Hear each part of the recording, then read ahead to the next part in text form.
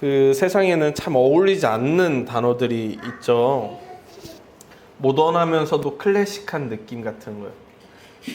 아니면 어둡지만 화사한 분위기. 이 진짜 안 어울리는 단어잖아요. 이런 것도 있는 것 같아요. 따뜻한 아이스 아메리카노. 따뜻한 아이스 아메리카노. 제가 이거 검색해봤거든요. 근데 진짜 카페 사장님들이 진심으로 이걸 요구하는 사람들이 있대요. 에스프레소는 너무 진한데 아메리카노는 너무 싱거운 거예요. 그래서 그 따뜻한 아이스 아메리카노를 요구하는 사람들이 어떻게 요구하냐면 에스프레소를 내리고 미지근한 정수물에 얼음 몇 개만 올려서 빨리 붓고 얼음이 다 녹기 전에 마셔버리는 거. 그러면 따뜻한 아이스 아메리카노가 돼서 굉장히 그 원하는 사람의 그 적정 농도가 된다고 하더라고요. 그런데 우리가 생각하기엔 진짜 이상하잖아요. 따뜻한 아이스 아메리카노. 따뜻한데 아이스다. 이거 이상하죠. 아니면 아이스 핫초코도 진짜 이상하죠. 이게 말이 안 되는 말이거든요. 말이 안 되는 이런 상반된 개념을 한 문장 안에 넣는 것. 이런 걸 뭐라고 표현해야 할까 생각하면서 찾아보다 보니까 우리말에 당착이라는 말이 있더라고요. 말이나 행동 따위의 앞뒤가 맞지 않을 때 우리는 그를 당착이라고 표현합니다. 아이스 핫초코 같은 것들이요. 이런 걸 당착이라고 하는 거죠. 제가 볼 때 오늘 예수님의 행동이 이런 당착에 가까운 거 아닌가 하는 생각이 드는 거예요. 예수님께서 오늘 본문 가운데 보여주는 모습이 그동안 제가 가지고 있던 이미지와는 매우 다르기 때문이죠.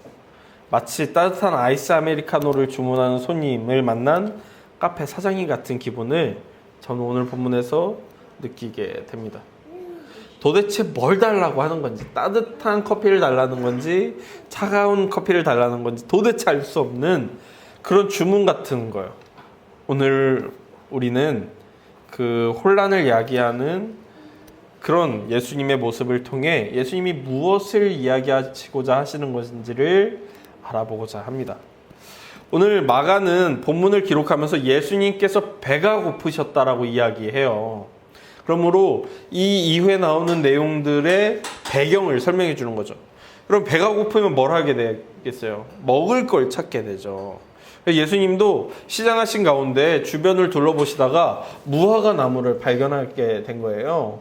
우리나라에는 무화과 나무가 과거 몇 년 전만 해도 그렇게 익숙하지 않았는데 요즘은 쉽게 구할 수 있더라고요. 해남에서 무화과를 재배한다고 해요.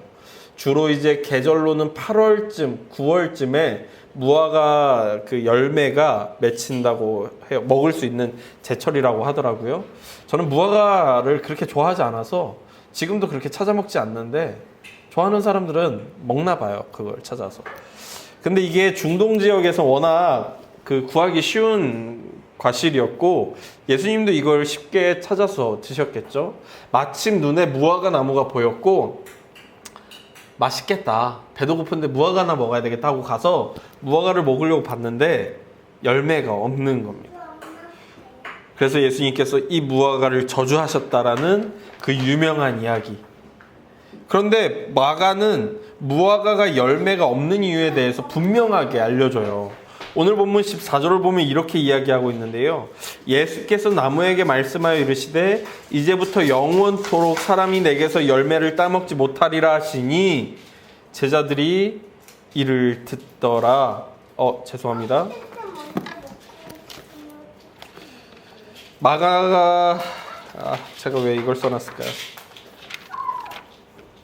마가는 예수님께서 이 무화과 나무에 그 열매를 얻지 못한 이유에 대해서 13절에서 이렇게 이야기하는데 멀리서 잎사귀 있는 한 무화과 나무를 보시고 혹 그 나무에 무엇이 있을까요? 가셨더니 가서 보신즉 잎사귀 외에는 아무것도 없더라. 이는 무화과의 때가 아님이라 라고 이야기하고 있어요. 그러니까 예수님이 무화과의 열매를 가지러 갔는데 열매가 없었고 그 이유는 열매가 맺힐 때가 아니라는 거예요. 때가 아니니까 열매가 없지. 마가는 그렇게 이야기해주고 있는 거예요. 근데 예수님 뭐 하고 있어요? 무화과 열매가 맺힐 때가 아닌데 열매가 없다는 이유로 이 나무를 저주하고 계셔요. 이거 너무 이상하잖아요. 마치 이런 거예요. 저희 아내가 가끔 요즘 소화가 안 된다고 그래요. 그럼 제가 설마 임신? 이러면 우리 아내가 그럴 리가 라고 이야기하는 거죠. 아니 임신할 수 없는 건 아니지. 이건 얘가 좀 별로네요. 그럼 이렇게 하죠. 신생아한테 제가 가끔 이렇게 놀릴 때가 있어요. 뛰어봐. 당연히 못 뛰잖아요. 못 뛰는 애한테 막 놀리는 거예요. 막 괴롭히고, 너 이 모자란 녀석아 뛰지도 못하고 뭐 하는 거냐.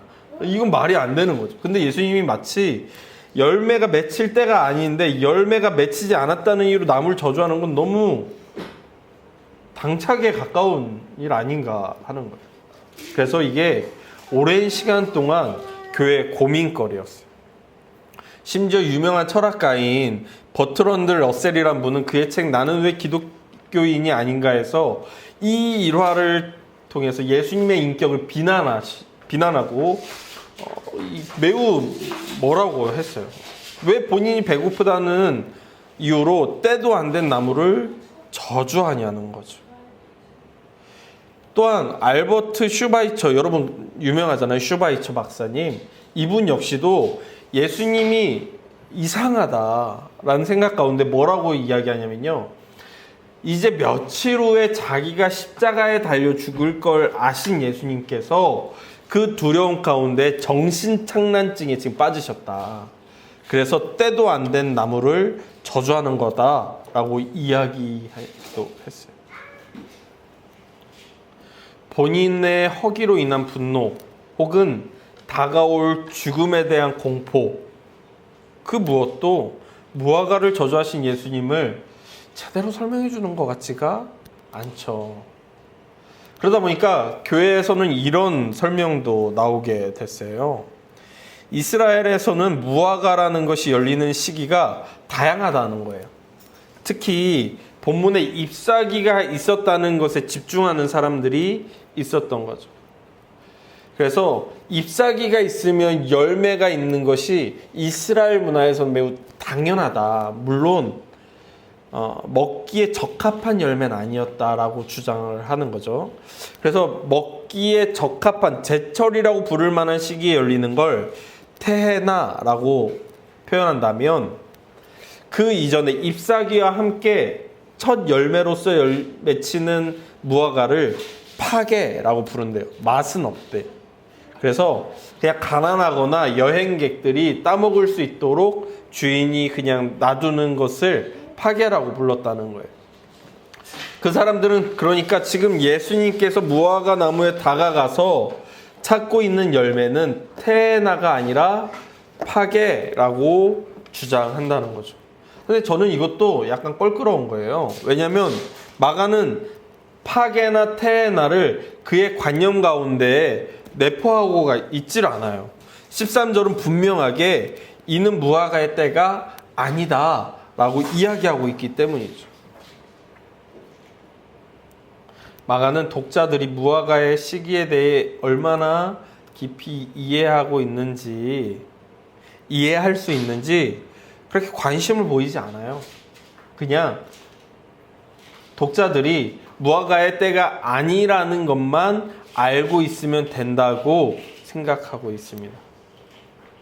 오늘 본문을 이해하기 어려운 이유, 그럼에도 이해하기 위해 그분의 인격을 거론하거나 그분을 억지로 죽음의 두려움에 몰아넣어서 제정신이 아닌 사람으로 만들거나 마가복음의 저자가 가지고 있는 의도와는 다르게 상황을 설명해 주려는 모든 시도는 결국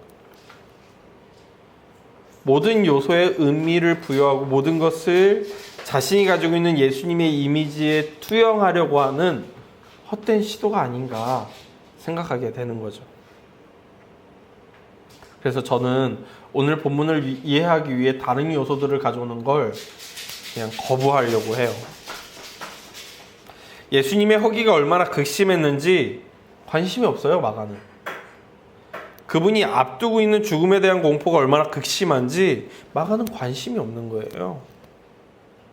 이스라엘에서 무화과가 얼마나 자주 맺히는지, 그리고 그것을 부르는 다양한 표현에 대해서도 마가는 관심이 없다고요. 마가는 단호해요. 무화과의 시기가 아니다 라는 거죠. 그럼 오늘 본문을 어떻게 해석해야 될까요? 레인이란 학자는 이렇게 이야기해요. 예수님은 12사도를 가르치기 위해 자신의 배고픔을 가져오신 것이다. 그러니까 무화과의 나무의 철이 아님에도 불구하고 무화과 나무를 저주하는 것은 이 이상한 행동을 통해서 자신과 함께 있는 사람들의 시선을 확 끌고 오시려고 하는 거예요. 그건 성공한 것 같아요. 왜냐하면 본문에 보니까 14절에 제자들이 이를 듣더라 라고 기록하고 있어요. 그리고 그 성전을 정화하는 사건 이후에 그 다음날 예수님과 제자들이 길을 가다가 제자들이 이 무화과 나무가, 예수님의 저주를 받은 무화과 나무가 마른 것을 보고 전날의 일을 기억한 채 예수님께 예수님이 저주한 나무 진짜 말랐어요 라고 베드로의 입을 통해 고백하는 장면이 나오거든요. 그러니까 예수님의 의도가 적중한 거예요. 이 자신과 함께 있는 제자들의 시선을 확실하게 끌어왔어요.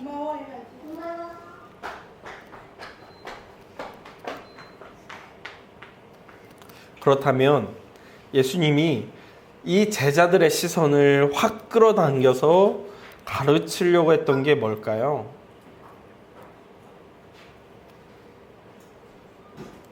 이런 이상한 행동들은 하나님이 일하시는 전통적인 방법인 것 같아요.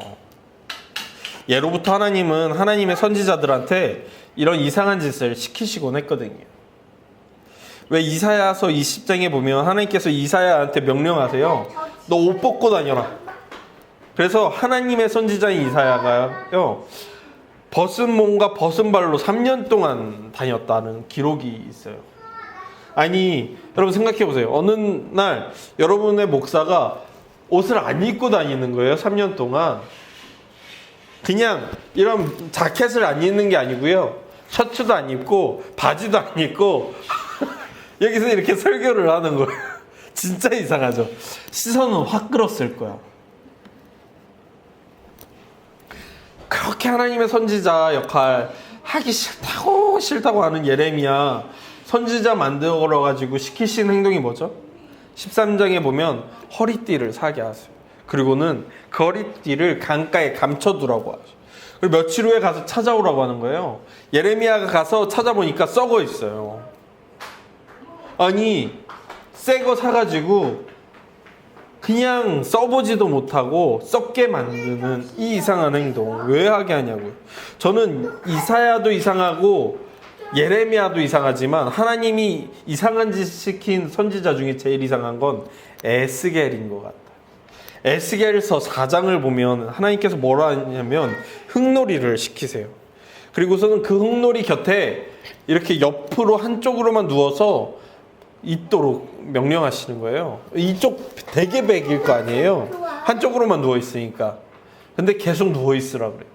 그렇게 누워 있다가 며칠 지나고 나서는 반대쪽으로 누워 있으라고 하세요. 며칠 동안.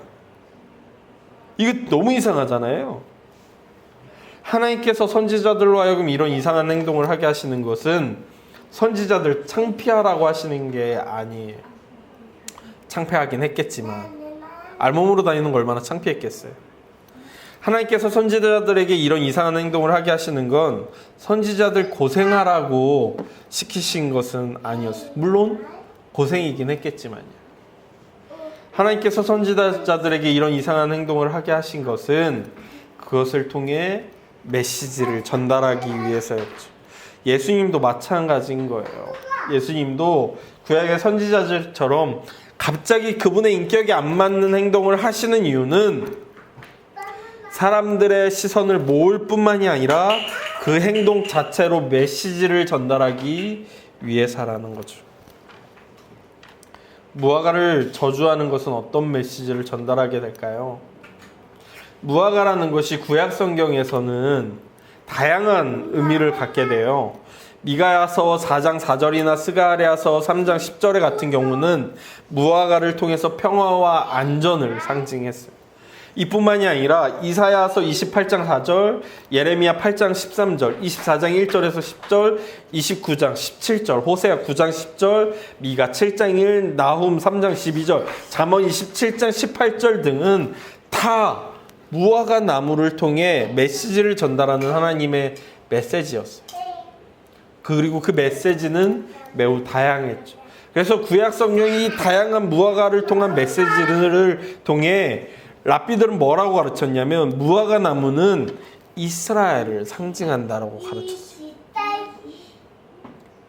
특히 기록으로 남아있는 최초의 마가복음 주석이 있는데요. 약 5세기경에 쓰여진 최초의 마가복음 주석이에요.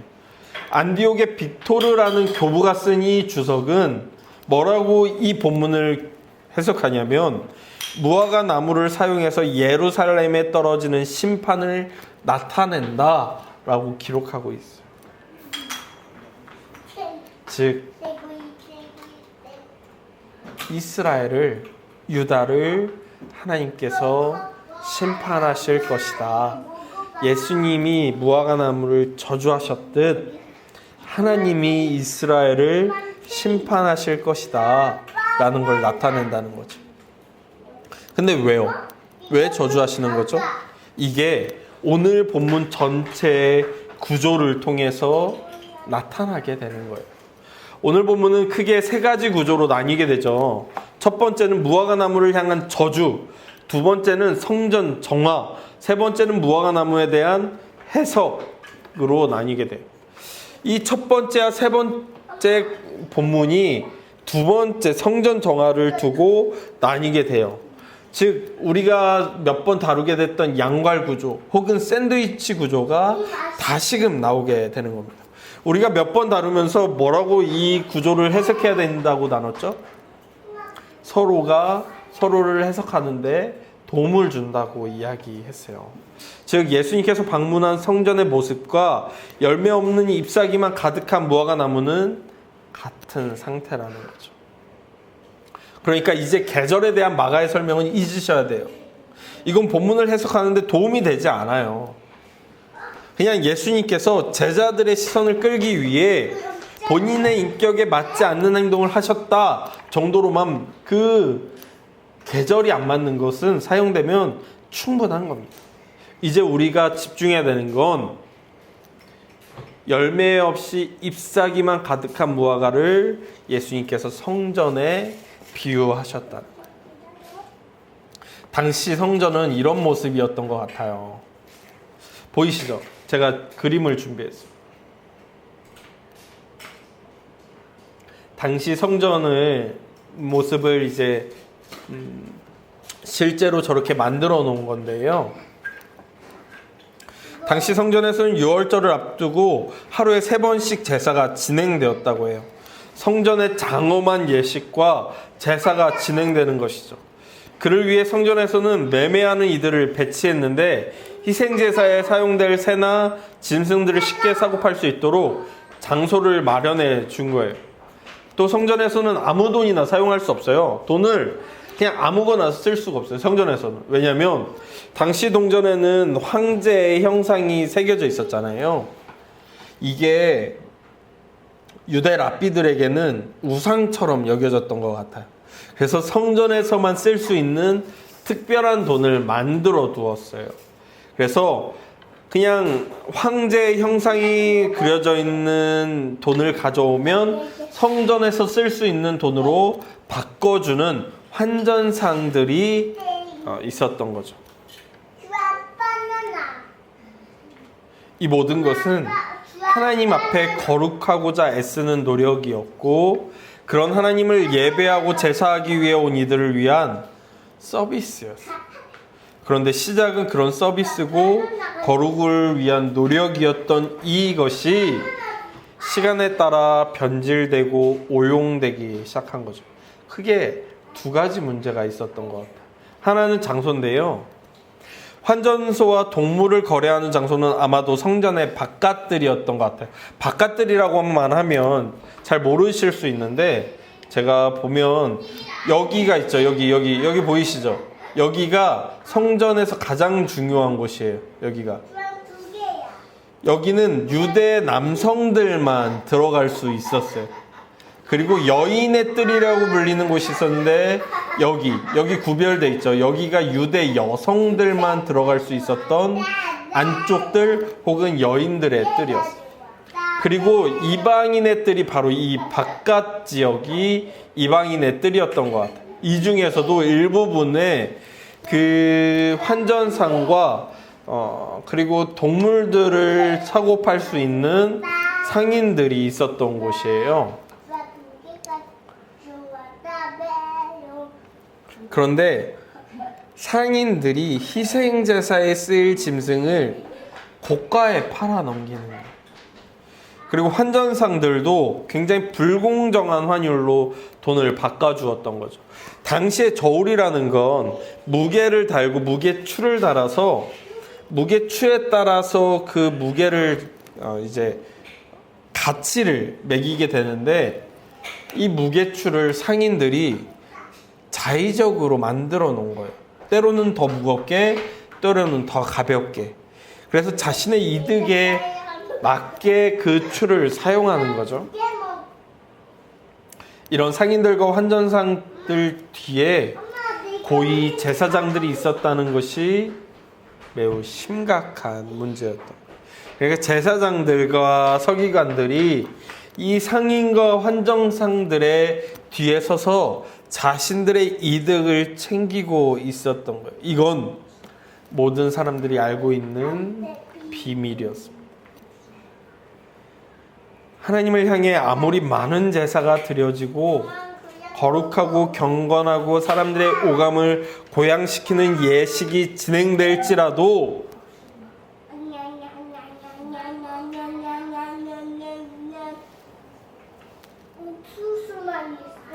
그곳에 예식은 있으나 삶의 변화가 없다는 것이 무화과 나무를 저주하시고 무화과 나무의 철이 아님에도 무화과 나무를 저주하시는 예수님이 하시고 싶으셨던 말씀인 거죠. 잎사귀가 가득한 무화과는 예식이 넘치는 성전을 나타냅니다. 열매가 없음은 성전의 예식을 통해 나타나야 할 결실이 없음을 나타내는 것이죠. 저주는 그런 성전과 예루살렘을 하나님이 심판하실 것이라는 것을 나타냅니다.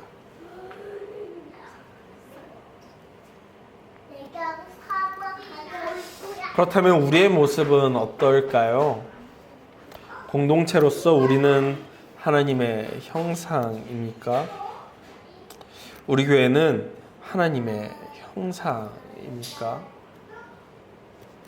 하나님께서 온 우주라는 성전을 만드시고 사람이라는 그분의 형상, 곧 신상을 만드신 후 하나님을 알지 못하는 이들에게 우리를 드러내사 그분의 영광을 나타내게 하셨는데, 그런 우리는 하나님의 신상으로서 하나님의 형상으로서 서 있습니까?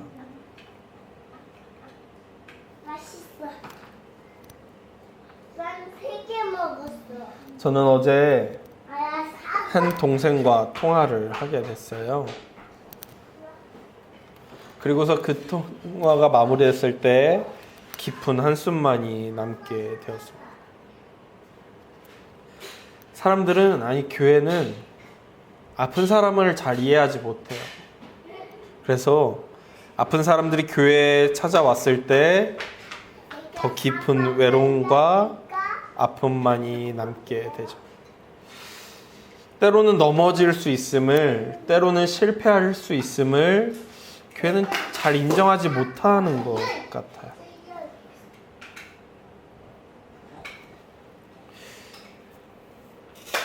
놀라운 하나님의 은혜라는 책에는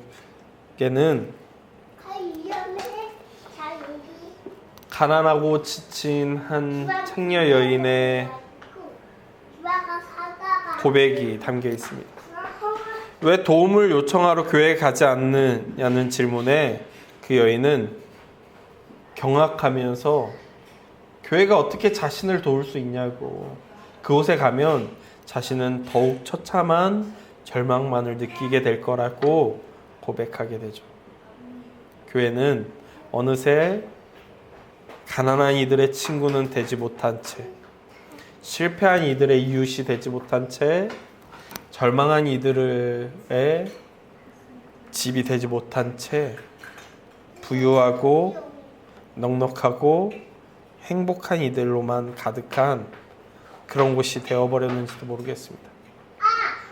마치 예수님 시대의 성전처럼 이방인의 뜰을 그저 상인들에게 내어주어서 이방인들의 예배를 방해하는 것도 모르고 그저 자신들의 돈벌이로만 여긴 채 상인들과 한전소들을 앞세워서 자신의 이득을 추구하는 종교인들만 가득한 그런 교회가 되어버렸는지도 모르겠습니다.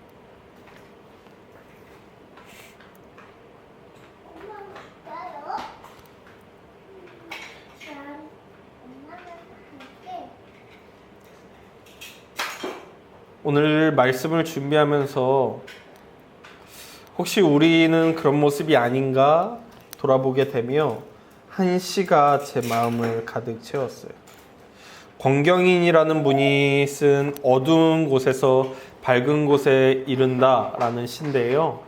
이 시는 이렇게 노래합니다.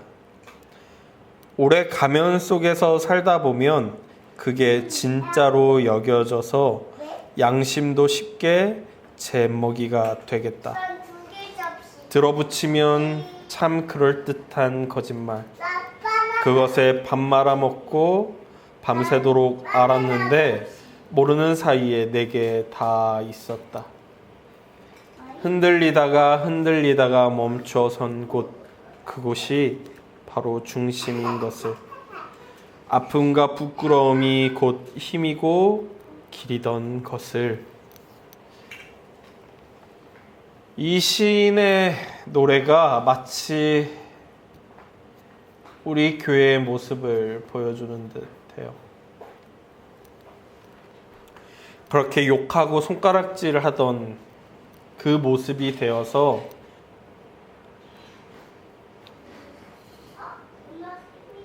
어쩔 수 없었다는 거짓말로 나 자신과 우리를 속이는 것은 아닌지 돌아보게 됩니다. 그리고 다시금 다짐하게 되는 건 이 시의 마지막 구절. 흔들리다가 멈춰선 곳, 그곳이 바로 중심이라는 것. 아픔과 부끄러움이 곧 힘이고 길이라는 것을 다시금 돌아봅니다. 교회가 마땅히 이웃이 되어야 하는 것은 부유하고 넉넉하고 여유롭고 행복만 가득한 사람들이 아니라 실패하고 눈물 흘리고 아프고 지친 이들을 진심으로 함께 할 수 있는 곳이어야 한다는 것을. 이방인의 뜰을 마땅히 이방인에게 내어주어서 그들이 하나님을 예배할 수 있도록 깨끗하고 청결하게 만들어야 했던 1세기 교회들처럼 마땅히 하나님을 거룩하게 예배하기 위해 서비스를 제공하고자 했다면 그 서비스가 온전할 수 있도록 제사장과 서기관들이 앞장서서 나서야 했다는 것을 예수님께서 그것을 정결하게 함으로 무화과나무를 저주하심으로 나타냈듯이 우리 교회도 그래야 한다는 것을.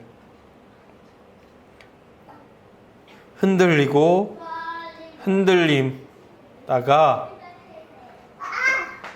멈추어선 곳이 우리 중심이어야 한다는 것에서 다시금 돌아보게 됩니다. 그러므로 우리 주변에 있는 이방인과 같은 오늘도 외로움과 괴로움과 아픔과 눈물 가운데 신음하는 이들의 이웃이 됩시다. 마땅히 그들과 함께 교회가 됩시다. 그러므로 함께 흔들리겠지만, 함께 아프겠지만, 함께 절망하겠지만, 함께 부끄럽겠지만 그곳에 생명이 있음을 감사합시다. 기도하겠습니다. 하나님, 예수님께서 무화과나무를 저주하시며 이상한 모습을 보이십니다. 그것을 통해 제자들의 시선을 모으시고 그것과 함께 성전을 정하심으로 교회가, 성전이, 하나님의 나라가 어떠해야 하는지를 나타내십니다. 하나님의 나라는 이방인에게 마땅히 하나님을 예배할 수 있는 공간을 만들어 줘야 하며, 마땅히 하나님을 거룩하게 예배하는 이들에게 거룩하게 예배할 수 있도록 공간을, 시간을, 장소를 내어 주어야 합니다. 하나님, 우리 교회 역시도, 우리의 삶 역시도 그럴 수 있도록 인도해 주십시오. 그저 내 마음이 이끄는 대로, 내 마음이 편한 대로 내가 함께하고 싶은 사람들과만 함께하는 것이 아니라, 때로는 불편한 이들과, 때로는 눈물 흘리는 이들과, 때로는 절망하는 이들과, 때로는 고통에 신음하는 이들과 함께 그렇게 흔들리며 아파하며 함께 절망하며 함께 울며 함께 교회가 되도록 인도해 주십시오. 주님의 인도하심에 따라 그렇게 교회다울 수 있기를 소망하며, 그곳에서 중심을 찾게 되기를, 그곳에서 교회일 수 있기를 간절히 소망하며 예수님의 이름으로 기도합니다. 지금은 예수님의 저주를 마땅히 우리를 향한 저주로 여기며, 하나님이 예수님의 저주를 통해 그 뜻을 나타내신 것처럼 함께 공간을 내어주기를 소망하는 이들과, 성령의 인도하심을 따라 우리의 마음에 들지 않는 이들과도 함께 세워져 가기를 소망하는 모든 이들이 이 교회에 세워지기를 지금으로부터 하나님이 부르시는 그날까지 교회로서 온전히 서가기를 결심하는 모든 이들을 위해 영원히 함께 계실지어다. 아멘.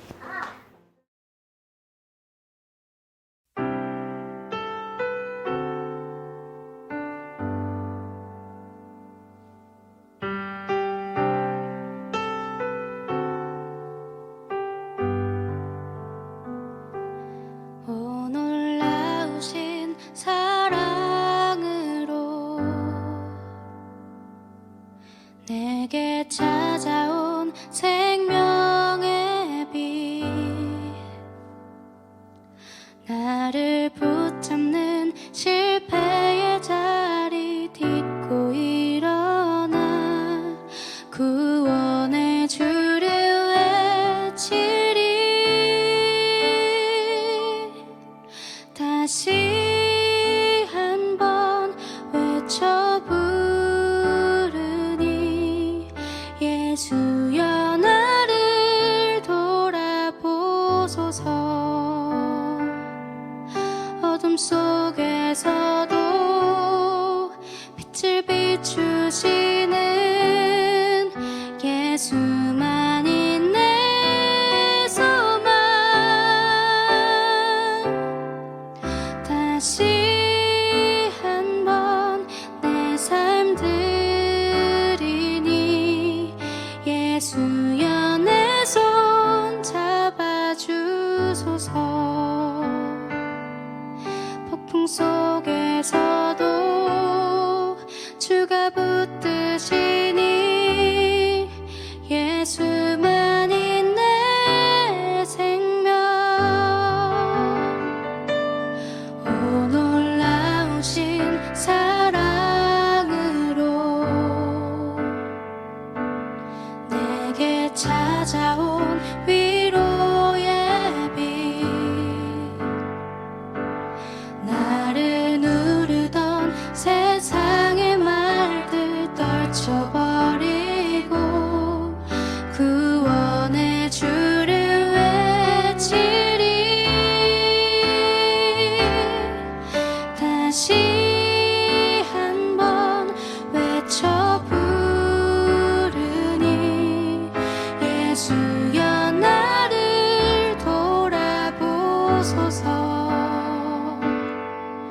어둠 속에서도 빛을 비추시는 예수만이 내 소망.